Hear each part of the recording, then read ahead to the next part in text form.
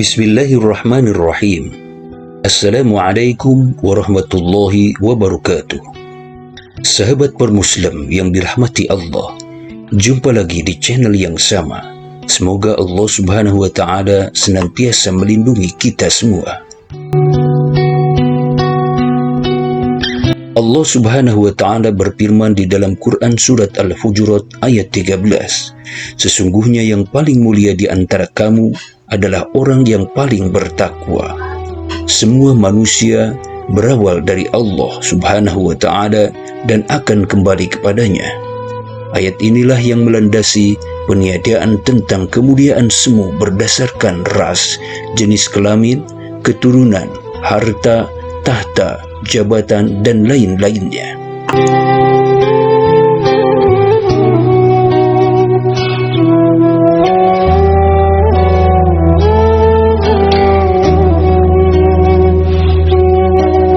Di dalam sebuah kisah diceritakan bahwa zaman dahulu ada seorang raja yang bernama Jabalah bin Aiham, seorang penguasa dari kerajaan Ghaisan. Suatu ketika ia sangat tertarik dengan al-Islam. Dia pun menulis surat kepada Khalifah Umar radhiyallahu anhu meminta izin untuk datang ke Madinah untuk memeluk al-Islam. Spontan Umar dan kaum muslimin pun sangat senang dan gembira dengan maksud Jabalah bin Aiham ini yang sebelumnya memeluk agama Nasrani. Umar bin Khattab pun membalas surat Raja Ghaisan ini dengan mempersilahkannya untuk datang ke Madinah dan bergabung dengan al-Islam. Jabalah bin Aiham pun akhirnya datang bersama 500 penunggang kuda dari pasukannya. Ketika sudah mendekati Madinah, Jabalah memakai baju yang dipintal dengan emas dan memakai mahkota kepala dengan manik-manik permata. Sementara pasukannya memakai baju yang sangat indah, sehingga perhatian seluruh penduduk Madinah pun tertuju kepadanya. Tak ada satu orang pun yang tidak menatap Raja Ghaisan tersebut, saking mewahnya kostum dan aksesori yang digunakannya dari seluruh pasukannya. Setibanya di Madinah, sang raja pun masuk Islam. Seiring dengan waktu, akhirnya datanglah musim haji.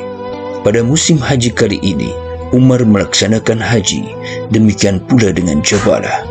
Pada saat inilah mulai muncul satu permasalahan, tepatnya pada saat pelaksanaan tawaf. Ketika tawaf berlangsung, tiba-tiba kain ihram Jabalah terinjak oleh seorang fakir badui dari suku Fajara.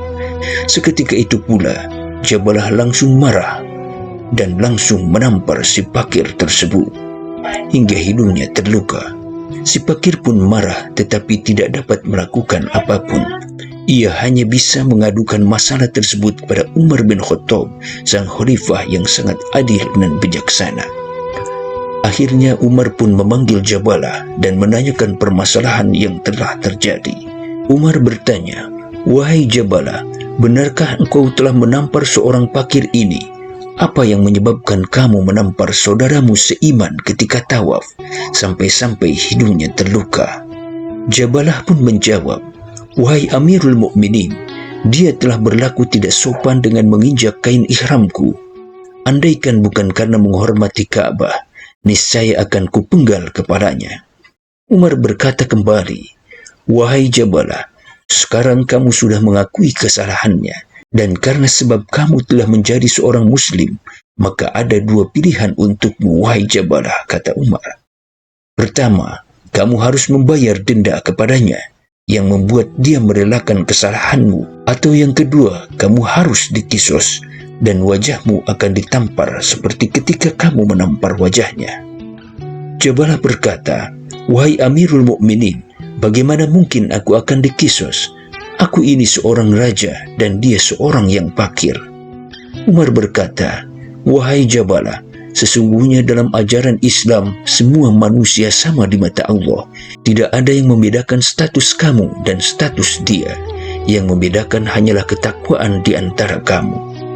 "Baiklah, wahai Amirul Mukminin, kalau begitu berikan aku waktu sampai besok," jawab Jabalah.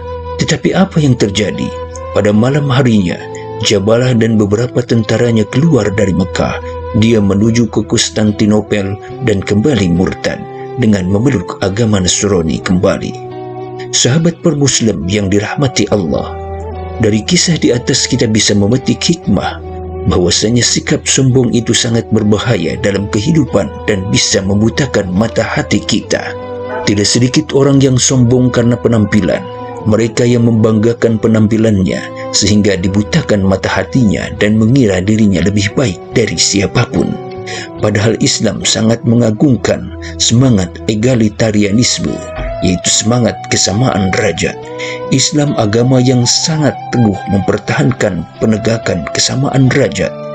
Perbedaan ras, jenis kelamin, keturunan, harta, tahta, jabatan, dan sebagainya tidak menjadikan seseorang menjadi lebih mulia di sisi Allah.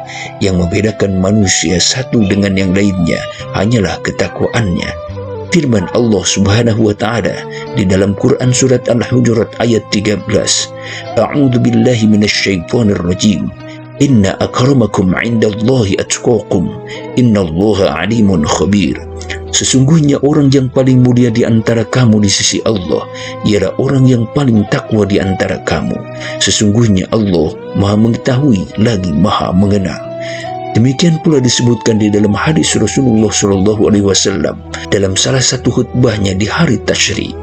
Qala Rasulullah SAW, Ya ayuhan nas, ala inna rabbakum wahid, wa inna abakum wahid, ala la fadla li arabiyyin ala a'jamiyyin, wala a'jamiyyin ala arabiyyin, wala li ahmar ala aswada, wala li aswadi ala ahmar, illa bittaqwa. Rawahu Ahmad.